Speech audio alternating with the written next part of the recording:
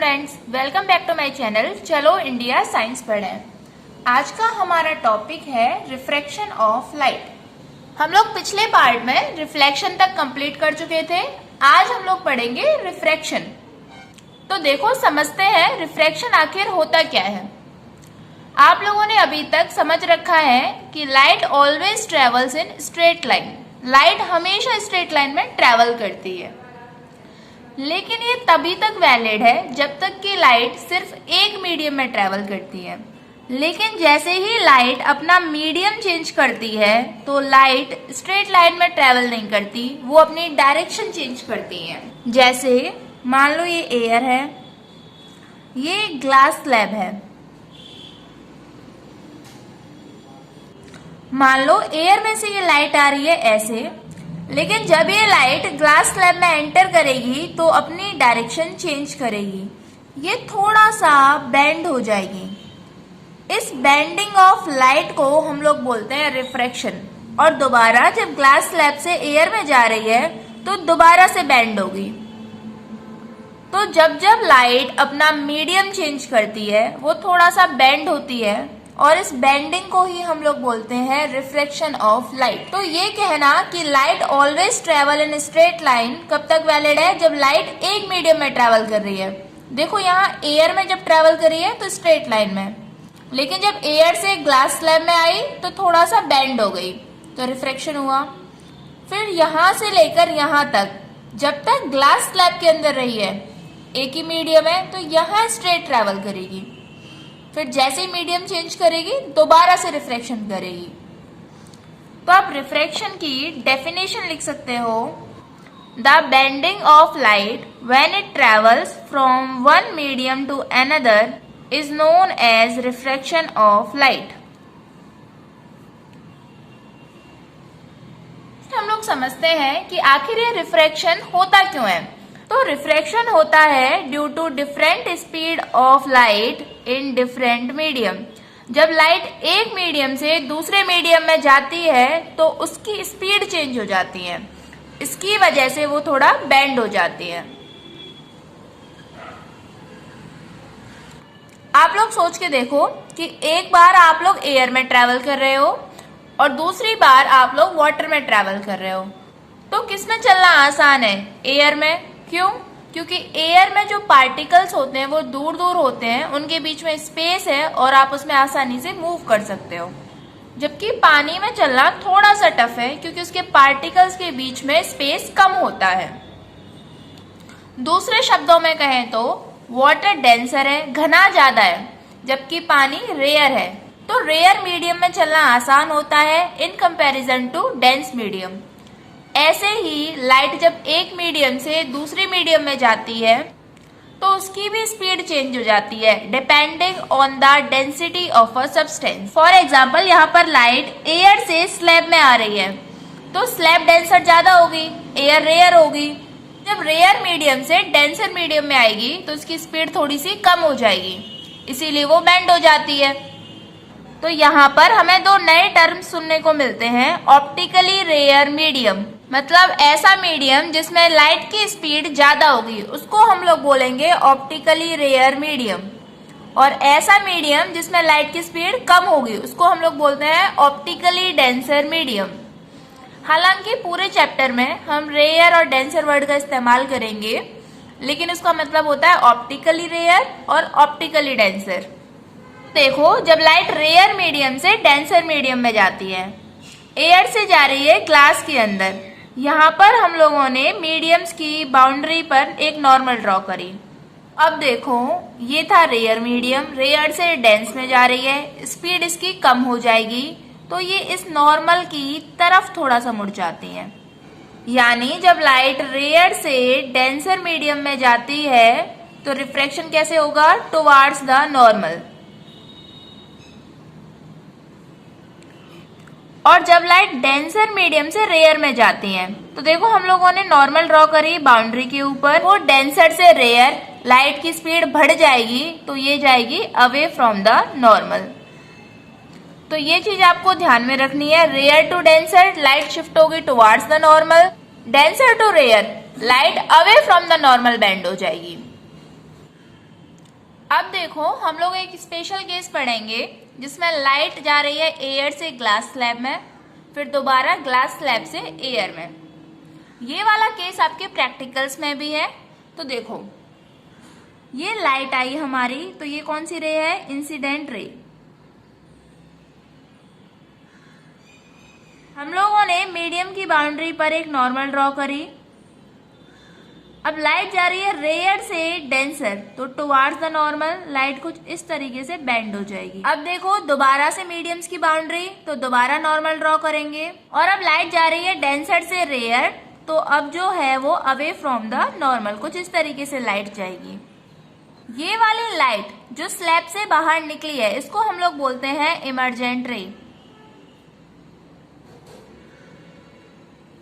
और ये रे जिसका रिफ्रैक्शन हुआ है ये कैसी रे है? रिफ्रैक्टेड रे।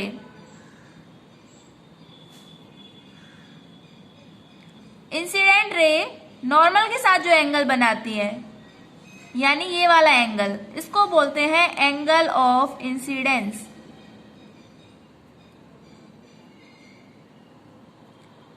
रिफ्रैक्टेड रे नॉर्मल के साथ में जो एंगल बनाती है इसको हम लोग बोलते हैं एंगल ऑफ रिफ्रैक्शन।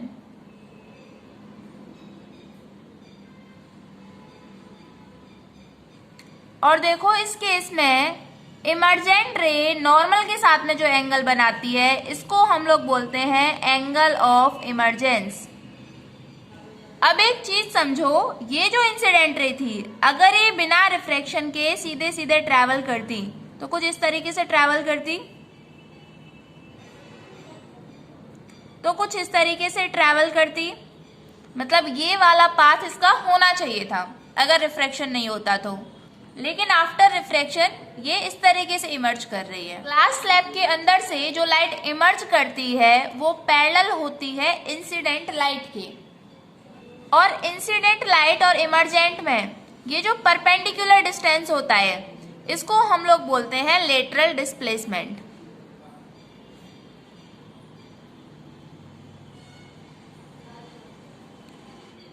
तो आप लेटरल डिस्प्लेसमेंट की डेफिनेशन लिख सकते हो, perpendicular distance between original path of incident ray and emergent ray coming out of glass slab is known as lateral displacement. चलो अब हम लोग पढ़ लेते हैं लॉज ऑफ रिफ्रैक्शन। ये है इंसिडेंट रे, ये हमने नॉर्मल ड्रॉ करी, लाइट टुवार्ड्स द नॉर्मल, ये क्या बन जाएगा? Angle of incidence. और ये है एंगल ऑफ रिफ्रैक्शन जिसे हम आर से डिनोट कर रहे हैं। तो आपका पहला लॉ ऑफ रिफ्रैक्शन है incident ray, refracted ray and normal all line the same plane. ये तीनों एक ही प्लेन में एग्जिस्ट करती हैं। प्लेन मतलब इन तीनों को दो एक्सिस के बीच में ड्रॉ किया जा सकता है। तो हम लिखेंगे incident ray, refracted ray and normal all lie in the same plane. Second law of refraction देखते हैं जो बहुत इंपॉर्टेंट भी है और आपसे बार बार बोर्ड में पूछा जाता है। इसका एक और नाम है स्नेल्स लॉ। तो स्नेल्स लॉ क्या कहता है? The ratio of sine of angle of incidence to the sine of angle of refraction is constant for a given pair of media. क्या मतलब है इसका वो समझते हैं। मतलब है sine of angle of incidence मतलब sine i, sine of angle of refraction मतलब साइन आर। मतलब sine i upon sine r किन्हीं भी दो मीडियम के लिए कांस्टेंट होते हैं। अगर आप लोगों को ये समझ में नहीं आ रहा कि ये साइन क्या है तो अभी तक आप लोगों ने मैथ्स में ट्रिग्नोमेट्री वाला चैप्टर नहीं किया है। अगर आप लोग उसे कर लोगे तो आपको समझ में आ जाएगा साइन, कॉस, टेन थीटा ये सब क्या होते हैं? Trigonometric ratio. तो ये वही ट्रिग्नोमेट्रिक रेशियो है साइन थीटा। स्नेल्स लॉ कहता है कि sine i upon sine r ये किन्हीं भी दो मीडियम के लिए हमेशा कांस्टेंट रहते हैं। मतलब अगर एयर है और ग्लास स्लैब है, ये एंगल 30, ये एंगल 60, तो क्या रेशियो निकलेगा? Sine of angle of incidence है 30, sine of angle of refraction 60 है, तो साइन 60। रेशियो निकालो, साइन 30 1/2, साइन 60 √3/2। तो रेशियो क्या आ जाएगा 1/√3। अब ये रेशियो फिक्स रहता है। अगर एंगल ऑफ इंसिडेंस चेंज होगा तो उसी के अकॉर्डिंग एंगल ऑफ रिफ्रैक्शन भी चेंज होगा, और ये दोनों इस तरीके से चेंज होंगे कि उनका रेशियो दोबारा से 1/√3 ही मेंटेन रहेगा। तो हम लोग लिखेंगे the sine of angle of incidence to the sine of angle of refraction is constant for a given pair of media, यानी sine i upon sine r रहता है कांस्टेंट। और ये जो कांस्टेंट होता है इसको हम लोग बोलते हैं रिफ्रैक्टिव इंडेक्स। मतलब यहां पर देखो, लाइट एयर से ग्लास स्लैब में जा रही है, तो हम लोगों ने रेशियो निकाला, रेशियो आया 1/√3। ये 1/√3 रिफ्रैक्टिव इंडेक्स है किसकी? जिसमें लाइट एंटर कर रही है, यानी 1/√3 रिफ्रैक्टिव इंडेक्स है ग्लास की with respect to air. With respect to air का क्या मतलब होता है? इसका मतलब है कि अगर आप लोग एयर की जगह कोई और मीडियम रख दो, मान लो लाइट अब वाटर से ग्लास स्लैब में आ रही है, तो उसके लिए रिफ्रैक्टिव इंडेक्स अलग आइए। दोनों पेयर ऑफ मीडियम पर डिपेंड करती है रिफ्रैक्टिव इंडेक्स। तो जब भी आप लोग रिफ्रैक्टिव इंडेक्स बताओगे तो आप लोग ये बताओगे कि ये किसके रिस्पेक्ट में है, लाइट किस मीडियम से उस मीडियम में एंटर कर रही है। इस पर हम लोग आगे क्वेश्चन करेंगे, ये आपको और भी अच्छे से समझ में आ जाएगा। रिफ्रैक्टिव इंडेक्स को हम लोग एक और तरीके से डिफाइन करते हैं, देखो कैसे। मान लेते हैं ये एयर है, अगेन ये ग्लास स्लैब है, इसको मीडियम 1 मान लेते हैं, इसको मीडियम 2 मान लेते हैं। लाइट एंटर कर रही है फर्स्ट मीडियम से सेकंड मीडियम में, तो आप रिफ्रैक्टिव इंडेक्स को लिख सकते हो speed of light in medium 1 to the speed of light in medium 2। मतलब रिफ्रैक्टिव इंडेक्स को हम लोग स्पीड ऑफ लाइट के टर्म्स में भी डिफाइन कर सकते हैं। अब यहां से जो रिफ्रैक्टिव इंडेक्स निकलेगी वो रिफ्रैक्टिव इंडेक्स निकलेगी मीडियम 2 की विद रिस्पेक्ट टू 1। इसका क्या मतलब है? ये जो लिखा हुआ u, इसका प्रोनाउंसिएशन होता है म्यू। इसको आप यू नहीं बोलोगे, म्यू बोलोगे। रिफ्रैक्टिव इंडेक्स को हम इसी म्यू से रिप्रेजेंट करते हैं, तो आप रिफ्रैक्टिव इंडेक्स को क्या लिखोगे? म्यू। और इसका क्या मतलब है? इसका मतलब है refractive index of medium 2 with respect to 1, यानी ये सेकेंड मीडियम की रिफ्रैक्टिव इंडेक्स बता रहा है विद रिस्पेक्ट टू 1। अब ये रिफ्रैक्टिव इंडेक्स दो टाइप की होती है, रिलेटिव रिफ्रैक्टिव इंडेक्स और एब्सोल्यूट रिफ्रैक्टिव इंडेक्स। क्या मतलब है इनका, समझते हैं। अगर लाइट एयर से किसी और मीडियम में एंटर कर रही है तो जो रिफ्रैक्टिव इंडेक्स आएगी उसको हम लोग बोलते हैं एब्सोल्यूट रिफ्रैक्टिव इंडेक्स।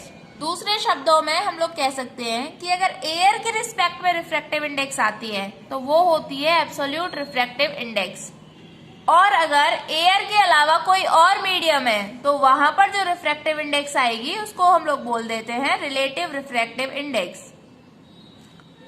हालांकि हम लोग जनरली रिलेटिव रिफ्रैक्टिव इंडेक्स या एब्सोल्यूट रिफ्रैक्टिव इंडेक्स नहीं बोलते हैं, हम लोग सीधे सीधे रिफ्रैक्टिव इंडेक्स वर्ड का ही यूज करते हैं।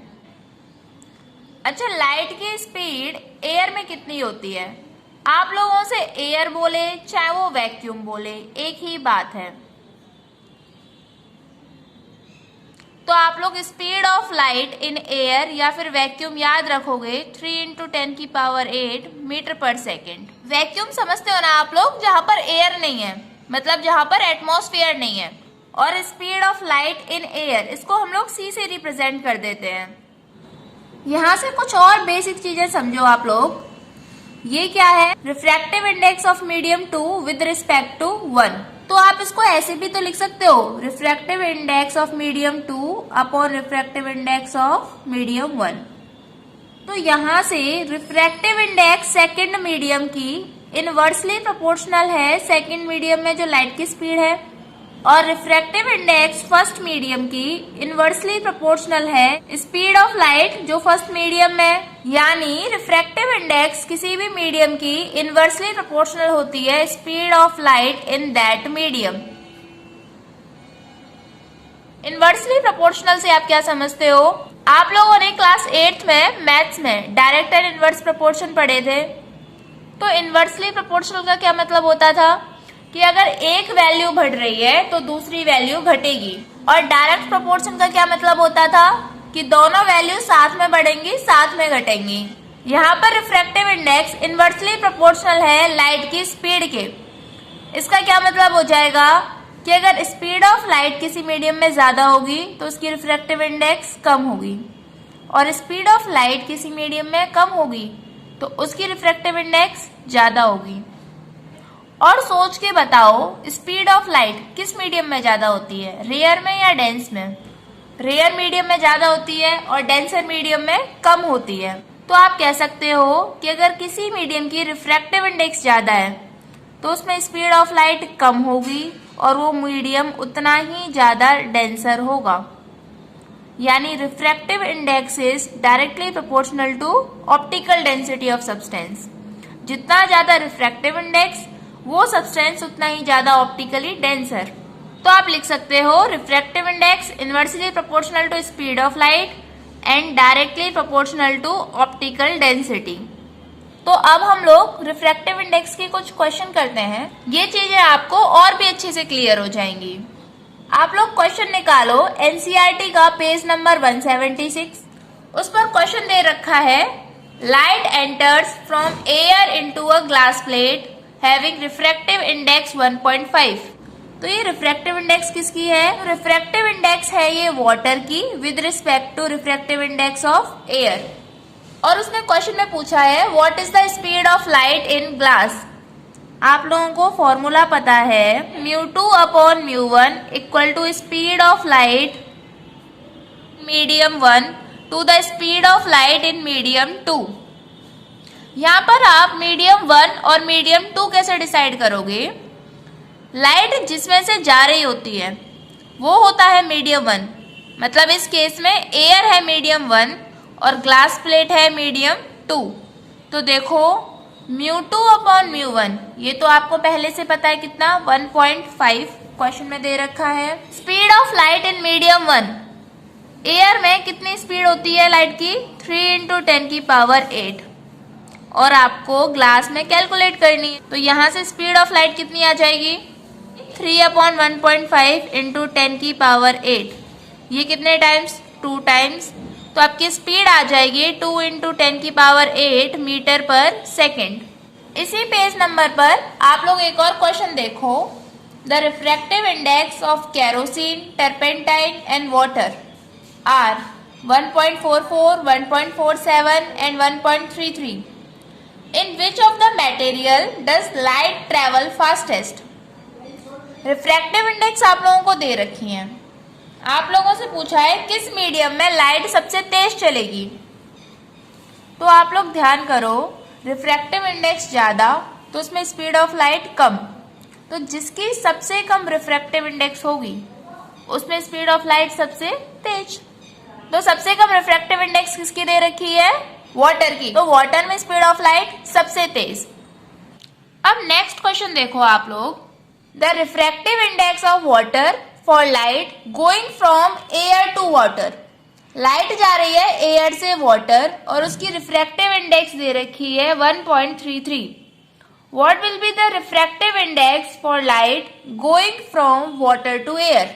मतलब पहले केस में लाइट जा रही है एयर से वाटर, मान लो ये एयर है और ये वाटर, तो रिफ्रैक्टिव इंडेक्स 1.33। तो यहाँ पर मीडियम 1 कौन होगा? जिसमें से लाइट जा रही है, ये है मीडियम 1 और वाटर है मीडियम 2। तो रिफ्रैक्टिव इंडेक्स कैसे लिखेंगे? 2 अपॉन μ1, मतलब refractive index of water upon refractive index of air कितनी दे रखी है? 1.33। अब सेकंड केस में उसने क्या किया है, लाइट वाटर से एयर में जा रही है, मान लो ये वाटर है, इसमें से एयर में जा रही है। तो इस केस में वाटर हो जाएगा मीडियम 1 और एयर हो जाएगी मीडियम 2। तो इसकी रिफ्रैक्टिव इंडेक्स कैसे लिखेंगे? μ2 अपॉन μ1, और यहाँ पर सेकंड मीडियम है एयर अपॉन μ वाटर। ये आप लोगों से पूछ रहा है। तो देखो आपको mu water upon mu air पता है 1.33, ये इसका उल्टा है ना, रेसिप्रोकल है ना, तो इसका उल्टा कर दो तो ये कितना आ जाएगा 1/1.33। इसको जब तुम लोग सॉल्व करोगे तो वैल्यू आएगी 0.75।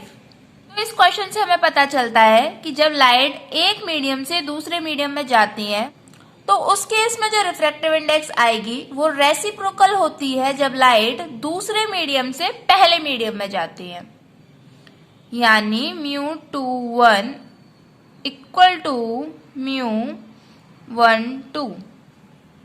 तो आप लोगों को अब रिफ्रैक्शन अच्छे से समझ में आ गया, इसके क्वेश्चन सारे समझ में आ गए। तो अब हम लोग एक स्पेशल केस देखते हैं जिसमें इंसिडेंट रे किसी भी मीडियम पर परपेंडिकुलर फॉल कर रही है। मान लो ये इंसिडेंट रे है आपकी। अब इसके लिए अगर मैं नॉर्मल बनाऊंगी तो यही नॉर्मल होगी और यही इंसिडेंट रे, तो एंगल ऑफ इंसिडेंस कितना 0। और आपने स्नेल्स लॉ में क्या पढ़ा है, μ2 upon μ1 equal to sine i upon sine r. यहां से आप क्या लिख सकते हो, μ2 sine r equal to μ1 sine i. देखो μ1 sine i, angle of incidence कितना 0 डिग्री, तो ये पूरी वैल्यू क्या हो जाएगी 0। साइन 0 की वैल्यू 0 होती है तो ये पूरा 0।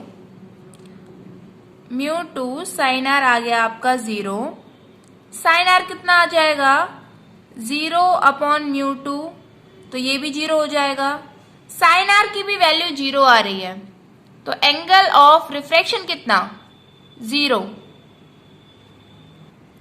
इसका मतलब इस केस में एंगल ऑफ इंसिडेंस भी 0, एंगल ऑफ रिफ्रैक्शन भी 0। एंगल ऑफ रिफ्रैक्शन 0 कैसे होगा, जब रिफ्रैक्टेड रे भी नॉर्मल पर ही लाई कर रही है, तभी तो हम लोग बोलेंगे कि एंगल ऑफ रिफ्रैक्शन भी 0 है। जब इंसिडेंट लाइट परपेंडिकुलरली फॉल करती है तो उस केस में कोई रिफ्रैक्शन नहीं होता, क्योंकि एंगल ऑफ इंसिडेंस भी 0 और एंगल ऑफ रिफ्रैक्शन भी 0 इस केस में। अब नेक्स्ट हम लोग पढ़ने जा रहे हैं इफेक्ट्स ऑफ रिफ्रैक्शन। रिफ्रैक्शन के डेली लाइफ में क्या इफेक्ट्स देखने को मिलते हैं, कहाँ कहाँ हमें रिफ्रैक्शन देखने को मिलता है। मान लो हमारे पास एक ये बीकर है, इसके अंदर वाटर फिल है और इसमें एक कॉइन पड़ा हुआ है और कोई इंसान इसको बैठ करके यहाँ से ऑब्जर्व कर रहा है। तो देखो कॉइन है ऑब्जेक्ट, इसमें से निकलेगी इंसिडेंट रे और ये इंसिडेंट रे जैसे ही मीडियम की बाउंड्री पर पहुंचेगी इसके अंदर होगा रिफ्रैक्शन। तो ये नॉर्मल डेंसर से रेयर में जा रही है, ऊपर एयर है तो अवे फ्रॉम द नॉर्मल। और ऐसे ही और भी इंसिडेंट रे निकल सकती है इसमें से। ये मान लो दूसरी इंसिडेंट रे, इसके लिए ये नॉर्मल और ये भी अवे फ्रॉम द नॉर्मल। अब मान लो मैं रिफ्लेक्टेड रेस को पीछे की तरफ मीट करूं तो ये कुछ इस तरीके से एक पॉइंट पर मिलेंगी। इस वाले पॉइंट पर अब हमें दिखाई देगी एक इमेज, जहां पर रिफ्रैक्टेड रेस मिलती हैं वहां पर इमेज बनती है। अब इस वाले पॉइंट पर रेस सच में नहीं मिल रही हैं, हम उनको एक्सटेंड करवा के मिलवा रहे हैं, तो इमेज कैसी बनेगी, वर्चुअल इमेज। तो इस ऑब्जर्वर को ये कॉइन नहीं दिखेगा, इसको क्या दिखेगी, वर्चुअल इमेज। और देखो कॉइन यहाँ पर है और इमेज यहाँ पर बनी है, जब हाइट का डिफरेंस है तो इमेज जो होती है वो ऊपर की तरफ बन जाती है ड्यू टू रिफ्रैक्शन। तो हमें क्या लगता है कॉइन काफी ऊपर है। तो अगर आप लोगों ने ऑब्जर्व किया हो, कुछ इसी तरीके से स्विमिंग पूल में भी होता है। जब हम स्विमिंग पूल को देखते हैं हमें लगता है कि ज्यादा गहरा नहीं है, क्यों, क्योंकि उसका जो बेस होता है हमें उसकी वर्चुअल इमेज दिखती है और वो हमें ऊंची दिखाई देती है, तो हमें लगता है ये गहरा नहीं है। तो ये सारे इफेक्ट्स हमें देखने को मिलते हैं रिफ्रैक्शन की वजह से। आई होप आप लोगों को रिफ्रैक्शन अब अच्छे से पूरा क्लियर हो गया है। So thank you students and keep revising, and for your notes kindly check the description box. Thank you.